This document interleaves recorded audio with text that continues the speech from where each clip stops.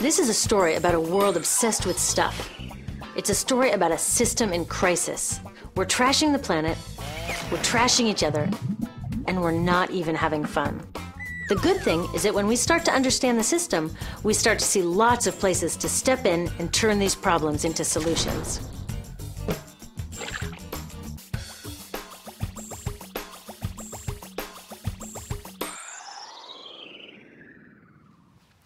One of the problems with trying to use less stuff is that sometimes we feel like we really need it. What if you live in a city like, say, Cleveland, and you want a glass of water? Are you going to take your chances and get it from the city tap? Or should you reach for a bottle of water that comes from the pristine rainforest of Fiji?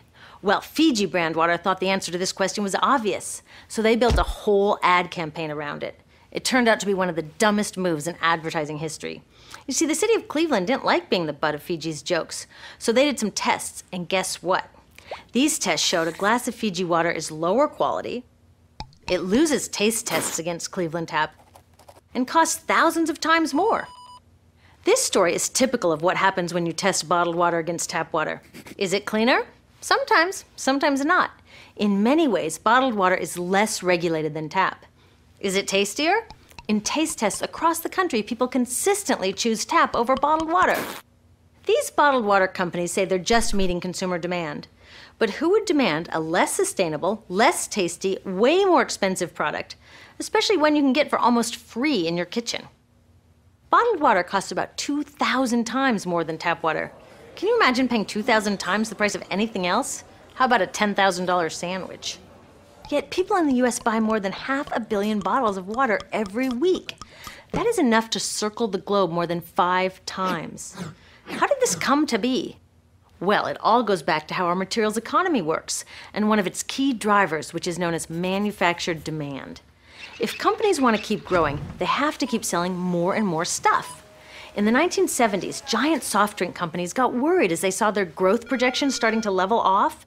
There's only so much soda a person can drink. Plus, it wouldn't be long before people began realizing that soda is not that healthy and turned back to, gasp, drinking tap water. Well, the companies found their next big idea in a silly designer product that most people laughed off as a passing yuppie fad. Water is free, people said back then. What will they sell us next? Air? So how do you get people to buy this fringe product? Simple. You manufacture demand. How do you do that? Well, imagine you're in charge of a bottled water company. Since people aren't lining up to trade their hard-earned money for your unnecessary product, you make them feel scared and insecure if they don't have it. And that's exactly what the bottled water industry did. One of their first marketing tactics was to scare people about tap water with ads like Fiji's Cleveland campaign. When we're done, one top water executive said, tap water will be relegated to showers and washing dishes. Next, you hide the reality of your product behind images of pure fantasy. Have you ever noticed how bottled water tries to seduce us with pictures of mountain streams and pristine nature? But guess where 1/3 of all bottled water in the US actually comes from? The tap. Pepsi's Aquafina and Coke's Dasani are 2 of the many brands that are really filtered tap water. But the pristine nature lie goes much deeper. In a recent full-page ad, Nestle said, bottled water is the most environmentally responsible consumer product in the world. What?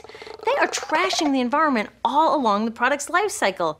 Exactly how is that environmentally responsible? The problems start here with extraction and production, where oil is used to make water bottles. Each year, making the plastic water bottles used in the US takes enough oil and energy to fuel 1 million cars. All that energy spent to make the bottle, even more to ship it around the planet, and then we drink it in about 2 minutes? That brings us to the big problem at the other end of the life cycle, disposal. What happens to all these bottles when we're done? 80% end up in landfills, where they will sit for thousands of years, or in incinerators, where they are burned, releasing toxic pollution. The rest gets collected for recycling. I was curious about where the plastic bottles that I put in the recycling bins go. I found out that shiploads were being sent to India, so I went there. I will never forget riding over a hill outside Madras, where I came face to face with a mountain of plastic bottles from California. Now, real recycling would turn these bottles back into bottles. But that wasn't what was happening here. Instead, these bottles were slated to be downcycled, which means turning them into lower quality products that would just be chucked later. The parts that couldn't be downcycled were thrown away there, shipped all the way to India just to be dumped in someone else's backyard. If bottled water companies want to use mountains on their labels, it would be more accurate to show one of these mountains of plastic waste. Scaring us, seducing us, and misleading us. These strategies are all core parts of manufacturing demand. Once they've manufactured all this demand, creating a new multi-billion-dollar market, they defend it by beating out the competition. But in this case, the competition is our basic human right to clean, safe drinking water. Pepsi's vice chairman publicly said, "The biggest enemy is tap water." They want us to think it's dirty and bottled water is the best alternative. In many places, public water is polluted, thanks to polluting industries like the plastic bottle industry. And these bottled water guys are all too happy to offer their expensive solutions, which keep us hooked on their products. It is time we took back the tap.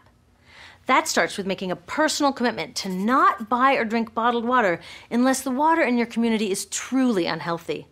Yes, it takes a bit of foresight to grab a reusable bottle on the way out, but I think we can handle it. Then take the next step.